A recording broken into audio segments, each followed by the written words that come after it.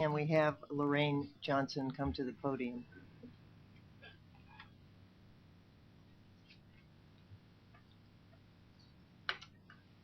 Good morning. I'm Lorraine Johnson, a Lyme patient and an advocate. I have a JD from Loyola University and an MBA from USC. I am the Chief Executive Officer of the California Lyme Disease Association, and I serve on the Professional Advisory Board of the National Lyme Disease Association. I am an officer and a director of ILADS. Over the past 5 years, I've focused on the medical, legal, and ethical issues relating to Lyme disease, and I've published articles in this area.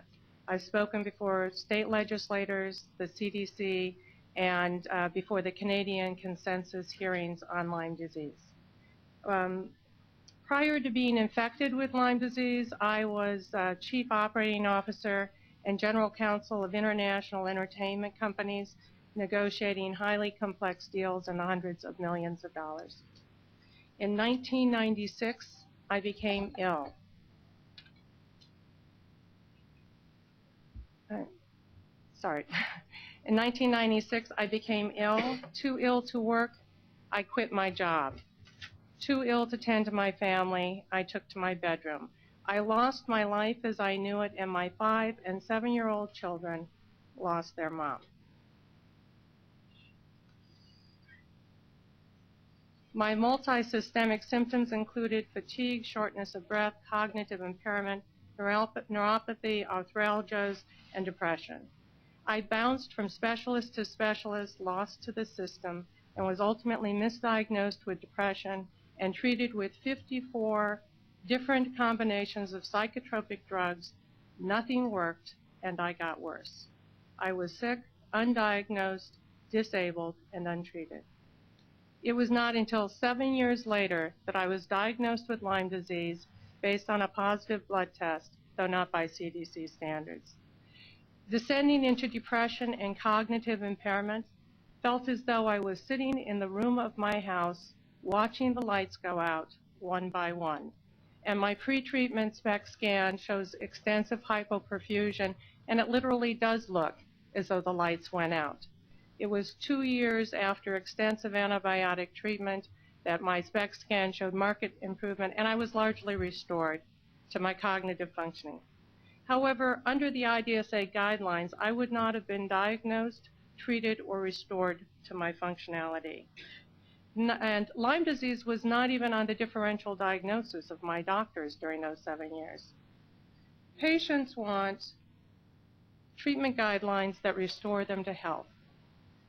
Dr. John Eisenberg identifies the key questions for medical quality. Did people get better?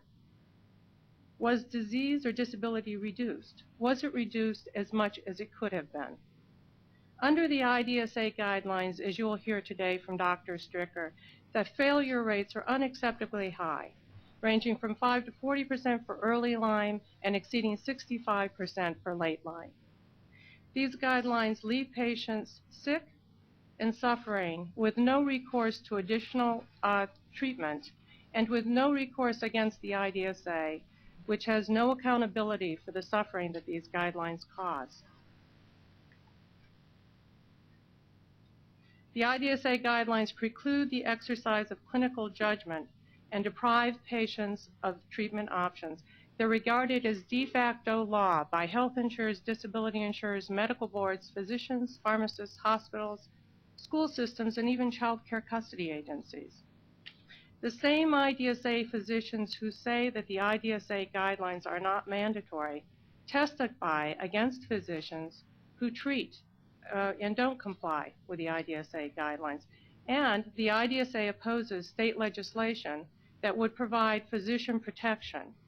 This legislation has passed in 3 states, Connecticut, California, and Rhode Island. The fact that these guidelines are highly restrictive, that they're regarded as mandatory by third parties, and that they are enforced by the IDSA itself has had a devastating effect on patient care. I hear from Lyme patients every day about the hardships that these guidelines cause. And a recent survey of CALDA of over 3,000 patients with chronic Lyme confirmed that these guidelines make it very difficult for patients to receive early diagnosis and treatment. They force them to travel long distances for medical care. They put the cost of medical care beyond reach, and they leave patients sick and unable to function. Although not intended as high science, CALDA's survey shows that 58% of those treated under the IDSA guidelines remained ill, and 60% of those improved with additional treatment. Treatment failure rates under the IDSA guidelines are too high to deny seriously ill patients access to the only treatment option that may restore their functionality, additional antibiotic therapy. And opposition to these guidelines is growing. 40,000 people have signed the LDA's petition opposing these guidelines, and other physician groups have joined ILADS in opposing these guidelines or supporting physician protection legislation, which, as I mentioned, has been passed in California, Rhode Island, and Connecticut. Does this sound familiar? Think of the breast cancer legislative drive in 17 states to obtain access to treatment options then regarded as unnecessary by the medical establishment. And the reason for the opposition to the IDSA guidelines is simple. The IDSA guidelines extend well beyond what is known in science, and they restrict clinical care based on expert opinion. This hearing arises from the antitrust investigation by the Connecticut Attorney General that found that the IDSA 2006 panel had widespread commercial conflicts of interest and refused to consider dissenting views and the science supporting those views. Patient groups are here today because we believe that patients and the physicians who treat them should be central to any guideline development process. But we are concerned. Why? We're concerned about bias because the hearing is run by the IDSA, which selected the panel and the presenters, and excluded from the panel physicians who treat chronic Lyme, and excluded from presenting a physician who authored 40% of the ILAD submission, Dr. Maloney. Under the antitrust settlement agreement, the panel is charged with determining whether each of the recommendations in the guidelines is medically, scientifically justified in light of all of the evidence. Any contested recommendation will require a 75% supermajority vote by this panel to stand. Guidelines that restrict clinical judgment and deprive patients of treatment options should not exceed their evidence base. A recent JAMA article describes the authority base for evidence-based guidelines as evidence-based, not opinion-based. This authority base stops where science is unknown, because opinion, even expert opinion, is not science. Accordingly, this panel must determine whether the science supporting each of the guideline recommendations is complete and adequate, or whether the science is emerging and incomplete and subject to legitimate dispute, to distinguish what we know from what we don't know. Science in Lyme disease is limited, uncertain, and emerging. Here are just two examples. First, there are no good biological markers for this disease, and according to neurologist Israel Steiner, this means that clinical treatment trials in Lyme try to solve one equation with too many unknown variables, and makes every attempt to address clinical questions in the realm of PLD doomed almost by definition to leave unanswered the very definition of the disease, its diagnostic criteria, its pathogenesis, optimum treatment durations, research endpoints, and the role of persistent subjective complaints. And aren't these the same issues that we're here to discuss today? And won't they necessarily remain open until we have a good biological marker for this disease? Second, the emerging science on strains is expected to alter how we diagnose and treat this disease. According to Dr. Alan Barber, identification of the strain a person is infected with could help guide therapy. And some strains may call for longer courses of antibiotics. Any isolate of Borrelia burgdorferi from a patient would mean a diagnosis of Lyme disease. Consider this. There are over 100 strains in the United States that have been identified so far. Yet none of the clinical treatment trials have taken strain variation into account. And strain variation may explain why some patients test positive for Lyme disease and some do not. And it may also explain why some patients respond well to shorter-term courses of antibiotics and others require more extensive treatments. Despite these unknowns, and I've raised just two, the IDSA guidelines extend well beyond their science base.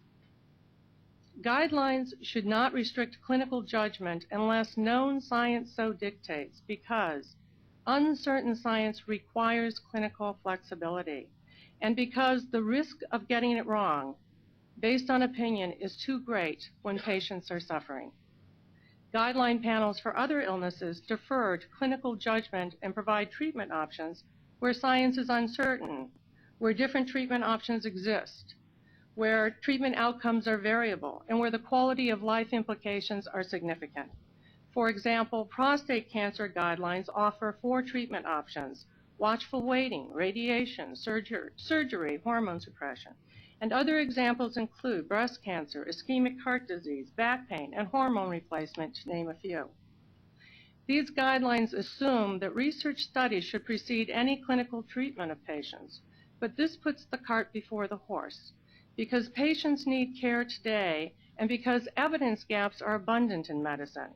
More than half of all medical treatments have not been validated by clinical trials, and stopping treatment pending research would simply shut down most medical care in the United States today. Because of this, guidelines must default to treatments that reflect individualized medical judgment, not no treatment. So what is our goal? What do patients want? We want guidelines that accurately reflect the state of the science and that are open to emerging science. Scientific evidence in Lyme disease is uncertain. Different diagnosis and treatment options in Lyme disease do exist. Treatment outcomes in Lyme are highly variable, and quality of life trade-offs in Lyme are very significant. Accordingly, the Lyme guidelines should be revised to accurately reflect the state of the science and the uncertainty there, to acknowledge legitimate scientific controversy regarding the diagnosis and treatment of this disease, to permit flexibility in clinical judgment, and to provide treatment options to patients who are trying to restore themselves to functional lives. Today, you will hear a lot of viewpoints about the Lyme guidelines, which are viewed by the IDSA as beyond reproach. The controversy has relegated Lyme to a political disease with black and white viewpoints, when the truth is nuanced and uncertain. Because of this, the key studies must be read critically to determine whether the conclusion of a study is supported by its findings or whether it's more reflective of the politics of this disease.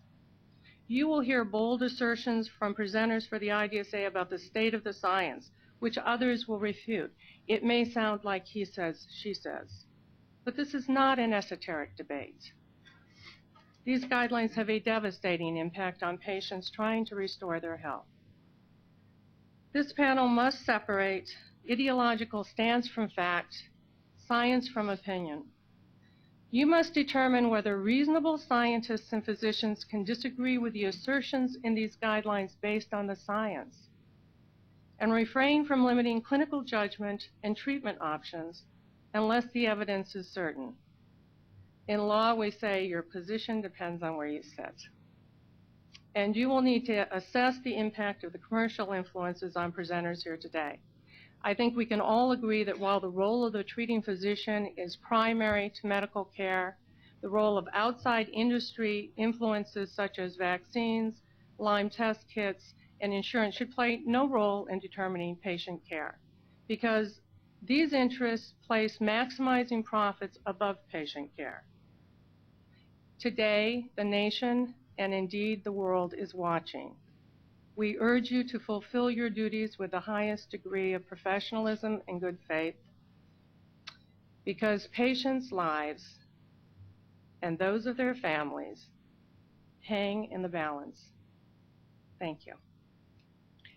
Thank you for your testimony. Before I turn this over to the other panelists, Ms. Johnson, would you mind clarifying something that I thought you said, but I may have misheard? Okay. This present panel, did I hear you say that there were no Lyme disease treating doctors in this panel? I said there were no doctors who treated chronic Lyme disease. Thank you for clarifying that. Are there questions? Dr. Madoff? I'm just interested in how you would revise the guidelines. Are you saying that we should not be using expert opinion when there are no studies to support whatever that opinion is? Or are you saying that we should put different points of view in the guidelines? Yeah, I think something that would be very important, because people do have different viewpoints here, would be to acknowledge that there are different viewpoints. I mean, right now there's no acknowledgement. You could read the IDSA guidelines and believe that there was no controversy going on, that nobody held a divergent viewpoint. So I think it would be important to acknowledge the controversy that exists, to acknowledge that there are other organizations that have different guidelines, that have different treatment approaches, and this would provide patients with, you know, the type of information necessary to make an informed consent about the treatment that they want to pursue. And it would also, I mean, providing treatment options and clinical judgment would make these guidelines, take away this mandatory nature of the guidelines. Those are the two things that would help take that away. And if you take that away, then you're going to start seeing more insurance coverage. You're going to start seeing less of the medical board actions. And, you know, that's really where I think the heart of the problem lies. Yes, Dr. Personet. Thank you for your presentation. I have a question for you. In your talk, you said that the guidelines are, and I think the words used, enforced by IDSA itself. Mm-hmm. And I think there's two issues. One is what's in the guidelines, and then what is done with the guidelines by others, mm-hmm. some of which is certainly not under the jurisdiction of IDSA. So when you say the guidelines are enforced by IDSA itself, what do you mean? Well, what I mean is that IDSA physicians go in and they testify against physicians who are not complying. Is that IDSA or is that individual members, though? Do you consider this to be a systematic effort by IDSA to enforce guidelines, or just individual physicians? Yeah, I wouldn't know the answer to that. I don't know if the IDSA has a policy on it, but I know that the fact of the matter is that whether it's because the IDSA members are reading the guidelines and taking them as sacrosanct, or whether it's because they believe that they're under a directive to do that, they are doing it. But, you know, you're the lawyer, I'm not, but when you say that IDSA enforces it, I think it implies that the organization is enforcing these guidelines rather than what you seem to imply now, that it's individual members of IDSA who independently might be testifying in individual cases. I wonder whether that just doesn't add a little bit to the... Well, it may. I mean, you know, organizations work through their members. You know, an organization is, you know, it's a separate, distinct legal entity. It can't walk, it can't talk, you know, so it acts to its members. And if the IDSA wanted to have its members not testifying against physicians who didn't comply, they could easily pull back on that one and ask their members not to do it. Well, I as a member, I would never do what my organization tells me to do. I do treat patients with Lyme disease and with chronic symptoms, mm-hmm. and I'll do what I think is in the best interest of a patient, regardless of what my society says. Mm-hmm. So, Dr. Lantos. Thank you for your presentation. I've come across a number of clinical scenarios in which I've had to treat patients with Lyme disease in manners that are not specifically addressed in the guidelines, the most common being when patients have pre-existing allergies to antibiotics that are recommended. So alternatives need to be chosen, or recommendations that exist in Europe for treatment of European Lyme disease need to be applied to American patients. And I have never found that I was compelled to follow the letter of the IDSA guidelines when it seemed contraindicated in a particular patient. Do you find that the sense that the IDSA guidelines are mandatory applies specifically to the chronic Lyme disease scenario and not to other aspects of Lyme disease? Well, I think it particularly is focused in the chronic Lyme scenario. It may apply in the earlier stages, but I don't think that the controversy is as heated in the early stages of the disease in terms of treatment. I wanted to address the insurance issue that was raised earlier, if that would be okay. One of the things that I did in preparing, but I didn't have enough time to bring the slide on it, was I took a look at the independent medical review that our state has and many states have, which says if your insurance denies you, then you can go to what they're calling an independent medical review. And the independent medical review send out whatever cases are being appealed for review. And my experience has been that they are routinely referred out for review to ID physicians. They're sent out to specialists in the ID area. And so what happens with Lyme patients is, say on a regular disease, you would have 39% of the patients who appeal succeeding on that appeal. What happens with Lyme patients is it's 9%. So the impact of the guidelines and the way that they're brought to, I mean, this is sort of what I mean when I'm talking about the mandatory nature of the guidelines. I mean, part of it is a societal influential aspect, which, you know, I would say that this society has got so much power and so much influence that the obligation to use it responsibly is much greater than it would be on a normal medical society. May I ask for a clarification in the 39 and 9%? Is that in California or is that throughout the United States? Where's that data from? I happen to do that in California because California happens to actually have this all on a database, so it makes it very easy to do. But I would be surprised if the statistics vary. So that information is from the state of California? That's true.